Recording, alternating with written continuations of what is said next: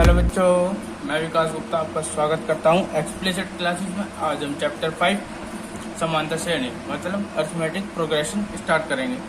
जो क्या है ये हम समझेंगे। इससे पहले आपने अभी लोग कहीं नहीं पढ़ा होगा क्योंकि ये समांतर श्रेणी क्या होता है, क्योंकि ये नया चैप्टर है।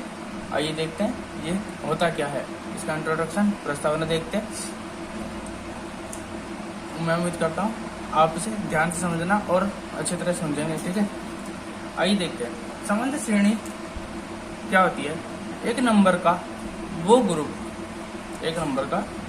ग्रुप जिसकी दो नंबरों का अंतर समान होता है वो हमारा अरिथमेटिक प्रोग्रेशन या समांतर श्रेणी कहलाता है। जैसे आप देख लेंगे पहले समांतर श्रेणी होता क्या है, ठीक है ना। समांतर श्रेणी क्योंकि इसमें ही कुछ लिखा हुआ है, इसमें है ना, अगर आप देखेंगे तो समांतर श्रेणी, ठीक है ना, इसी से निकलता है। तो मतलब निकलता है समान अंतर कि दो नंबरों के बीच का जब समान अंतर हो तो उसे समांतर श्रेणी कहते हैं। जैसे ले लीजिए कोई भी श्रेणी ले लेते हैं, हम सिंपल ले लेते हैं। जैसे 1 2 3 4 5 6 ऐसे ही चलता रहेगा, ठीक है। अब देखिए इन दोनों का समान अंतर क्या है। हम क्या करते हैं, दूसरे ये पहला पद होता है हमारा, पहला पद, ठीक है, ये दूसरा, ये तीसरा, चौथा, पांचवा, छठा। क्या होता है, हम दूसरे पद में से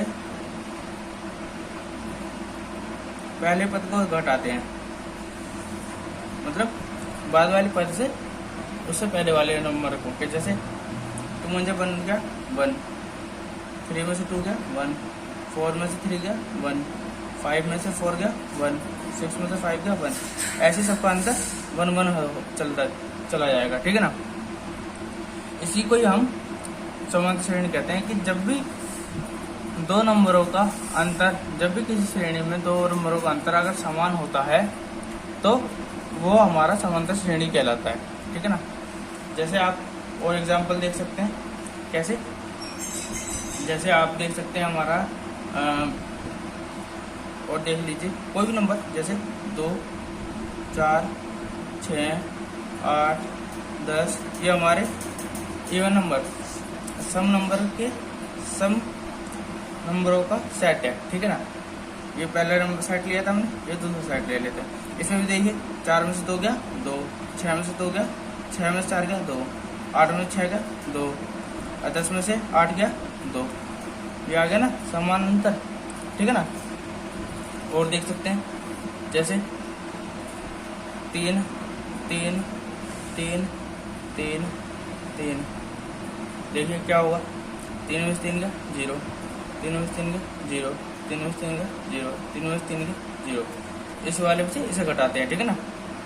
ऐसे ही इसका भी समान अंतर जो हमारा क्या है, जो अंतर है हमारा शार्प अंतर, ये हमारा 0 भी हो सकता है, माइनस भी हो सकता है, पॉजिटिव भी हो सकता है, ठीक है ना, कुछ भी हो सकता है, ठीक है ना। ये हमारी यहाँ पे आप समझ जाओगे कि समांतर श्रेणी होता क्या है, ठीक है ना। जैसे नेगेटिव के लिए भी देख सकते हैं। जैसे हमारा कुछ भी ले सकते हैं। नेगेटिव के लिए हम ले सकते हैं जैसे कुछ भी, जैसे ले लेते हैं हम अपने आप ही 6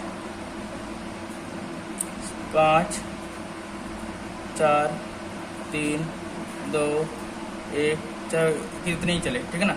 5 में से 6 गया -1, 4 में से 5 गया -1, 4 में 3 में से 4 गया -1, 2 में से 3 गया -1, 1 में से 2 गया -1। कुछ भी हो सकता है, ठीक है ना। पॉजिटिव भी हो सकता है, 0 भी हो सकता है और नेगेटिव भी हो सकता है, ठीक है ना। हमारी समांतर श्रेणी ये होती है कि जब समांतर श्रेणी आप समझ गए होंगे क्या होता है कि जब दो नंबरों का अंतर क्या होता है, समान होता है किसी भी श्रेणी में, तो वो हमारा समांतर श्रेणी कहलाता है, ठीक है ना। आप इससे पहचान सकते हैं कि समांतर श्रेणी होती क्या है। अब देखिए, अब यहाँ से हम एक चीज और देखते हैं। जो हमारा ये घटाने के बाद नंबर जो आता है, इसे हम एक नाम दे देते हैं, ठीक है ना। देख लेते हैं। एक समांतर एक श्रेणी ले लेते हैं, जैसे 10, 20, 30, 40, ठीक है ना। अब देख लेते हैं इसे, इन दोनों का अंतर कितना है? 20 में से 10 गया 10, 30 में से 20 गया 10, 40 में से 30 गया 10, समान अंतर है, ठीक है ना। श्रेणी ऐसी चलती रहेगी, ठीक है ना, तो अंतर भी समान ही रहेगा, ठीक है। जो इसे ये होता है 10, ये हमारा पहला पद होता है, पहला पद। इसे हम ए से डिफाइन करते हैं, ए से, ठीक है। जो हमारा अंतर आया इसे हम कहते हैं सार्वंतर, सार्वंतर, ठीक है ना। सार्वंतर मतलब जो अंतर होता है हमारा, सबका अंतर जो होता है वो हमारा सार्वंतर कहलाता है। इसे हम डी से प्रदर्शित करते हैं, ठीक है। आप इसे और चीज देख सकते हैं कि एक चीज और समझा दूं मैं, जैसे जो हमारा क्या है, अगर हमें पहला पद मिला हो और हमें सार्वंतर दिया हो बस, और हमें श्रेणी ज्ञात करने के लिए कह दे, तो हम श्रेणी भी ज्ञात कर सकते हैं। कैसे ज्ञात करेंगे, आइए देखते हैं। जो हमारा पहला पद है उसमें हम डी जोड़ते जाए, पहला पद जो हमारा आता रहेगा उसमें हम डी जोड़ते जाए। जैसे हमारे यहाँ पे पहला पद क्या था, अगर मान लेते हैं हमारा पहला पद ए हमें दे रखा है 10, डी दे रखा है, इसी के अनुसार ले लेते हैं, जो हमें पता जाएगी एक का सेटिस्फाई करता नहीं करता, 10 दे रखा है, तो हम इसमें हम कैसे कर सकते हैं, 10 प्लस 10, 10 पहला पद तो 10 ही रहेगा, ठीक है। दूसरा पद कैसे ज्ञात करेंगे, 10 प्लस 10 20, अब फिर 20 प्लस 10 30, 30 प्लस 10 40, ठीक है ना। ये श्रेणी आ गई। कहने का मतलब ये है कि अगर हम पहले पद और सार्वंतर दे रखा हो तो हम उससे हम श्रेणी ज्ञात कर सकते हैं। कैसे, अगर हम इसका समांतर श्रेणी का व्यापक रूप लिखते हैं, समांतर श्रेणी का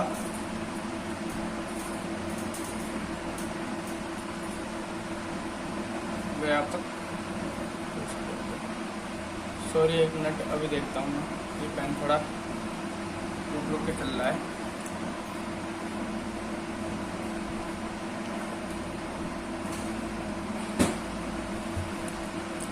दूसरा पेन ले लेते, ठीक है। क्या है, समांतर श्रेणी का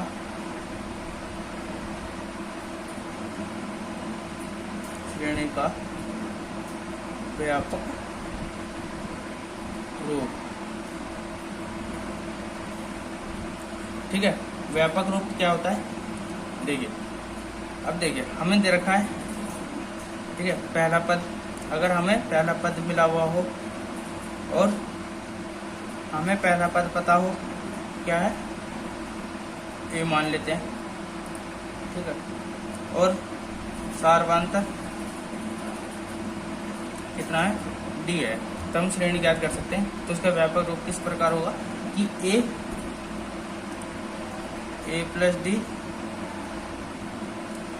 ठीक है, ए प्लस डी, फिर इसमें भी ऐसे जोड़ चले जाएंगे, ए प्लस डी था उसमें भी फिर डी जुड़ जाएगा, फिर जो ए प्लस डी था फिर उसमें डी जुड़ जाएगा, ऐसे जुड़ता चला जाएगा। कहने का मतलब ये हो जाएगा a plus D, A plus 2D, A plus 3D, ऐसे श्रेणी चलती जाएगी।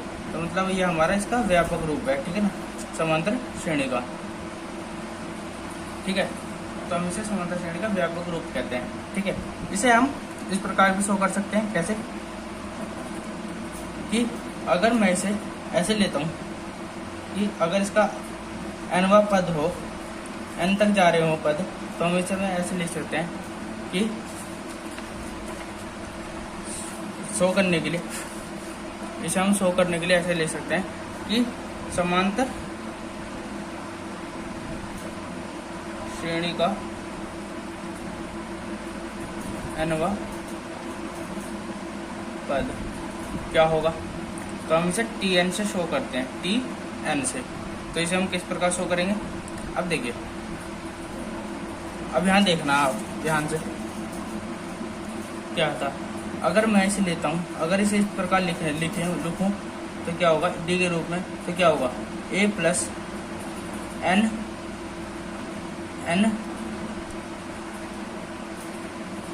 जीरो माइनस, सॉरी एक मिनट, अगर मैं इसे, चलो ठीक है मैं फॉर्मूले बता देता हूँ आपको, तो आप इसे समझ जाएंगे। A plus n minus one d formula होता है, ठीक है ना इसका, ठीक है। जो ये हमारा श्रेणी निकला हुआ है, ये यहाँ से भी निकल सकता है। कैसे कि अगर मैं पहला पद निकालना चाहूँ इस फॉर्मूले से, ठीक है ना, तो कैसे निकलेगा, अगर मैं पहला पद निकालूं, एन हमारा वन हो, तो क्या होगा a plus one minus one d, तो क्या हो जाएगा a plus zero into d, तो हो जाएगा जीरो, तो हो जाएगा ए, पहला पद तो ये आ गया, ये हो गया पहला पद, ठीक है। दूसरा पद कैसे होगा, a plus two minus one into d, तो क्या होगा ए प्लस वन डी, तो वो डी हो जाएगा। और तीसरा पद निकालें तो क्या होगा a plus three minus one into d, तो क्या होगा ए प्लस टू डी, ठीक है ना। आप समझ गए होंगे किस प्रकार निकालते हैं, ठीक है। अगर मैं इसे देखता हूँ, अगर मैं ऐसे समझूं, अब देखिए सार्वधातुक का भी व्यापक रूप होता है, किसका, सार्वधातुक का भी, सार्वधातुक जो निकाला था हमने उसका व्यापक रूप होता है सार्वधातुक का व्यापक रूप। क्या होता है कि देखिए, अगर हमें कोई श्रेणी दे रखी है, जैसे मान लेते हैं श्रेणी है, हमें श्रेणी दे रखी है, हमें नहीं पता है समांतर श्रेणी है या नहीं है, जैसे 1 2 3 4 5 ऐसे चल रहा था, ठीक है। अब देखिए समांतर श्रेणी किस प्रकार निकालते हैं, क्या होगा कि अगर मैं इसे इस प्रकार लूं, इस प्रकार कि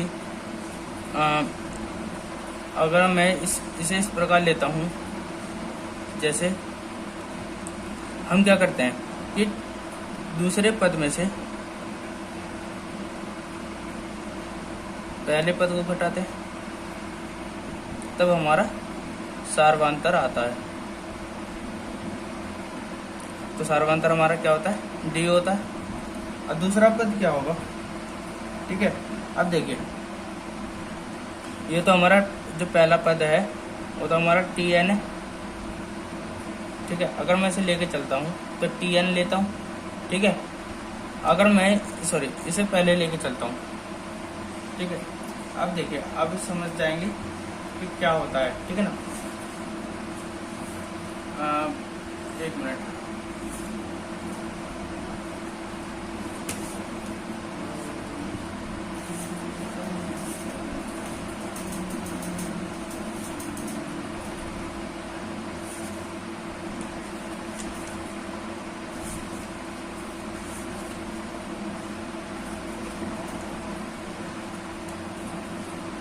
थोड़ा रुक जाना, अभी निकाल देता हूँ मैं।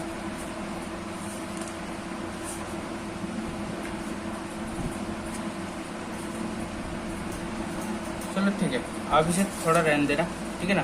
तो इसे आप बस अभी ये समझ लीजिए कि अगर ये देखिए, अब यहाँ से आप निकाल सकते हैं कि अगर ये हमारा ये n+1 है ना, ये 1 है, ये tn है, तो हम कैसे लिख सकते हैं कि tn+1 माइनस tn, ये हमारा सार्वधातुक का व्यापक रूप होता है। क्योंकि हम ये दूसरे जो पद होता है उससे एक बढ़कर दूसरे पद में से पहला पद घटाते हैं, ठीक है ना। अगर ये हमारा 1 है तो ये होगा t2 माइनस t1, ठीक है ना, ऐसे समझ सकते हैं, ठीक है ना। ये हमारा व्यापक रूप होता है सार्वधातुक का, ठीक है। अगर हम इससे समांतर श्रेणी का अंतिम पद निकालना चाहें तो भी हमारा एक फॉर्मूला होता है, आप इससे परिचित होंगे क्योंकि इससे पहले मैंने ये फॉर्मूला पढ़ाया है, बस आपको बताया नहीं है। जैसे समांतर श्रेणी का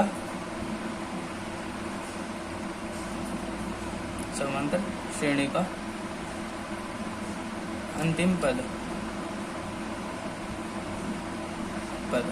क्या होगा, एल बराबर होता है ए प्लस एन माइनस 1 डी।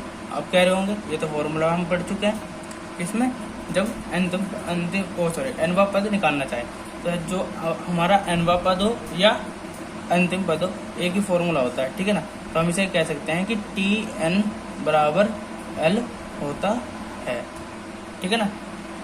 मैं उम्मीद करता हूँ आपको अच्छी तरह समझ में आया होगा। आगे मैं इसका कोई एक्सरसाइज स्टार्ट करवाऊंगा कल, ठीक है ना। मैं उम्मीद करता हूँ आपको समझ में आया होगा। धन्यवाद। और इसे लाइक करें, कमेंट करें और सब्सक्राइब करें।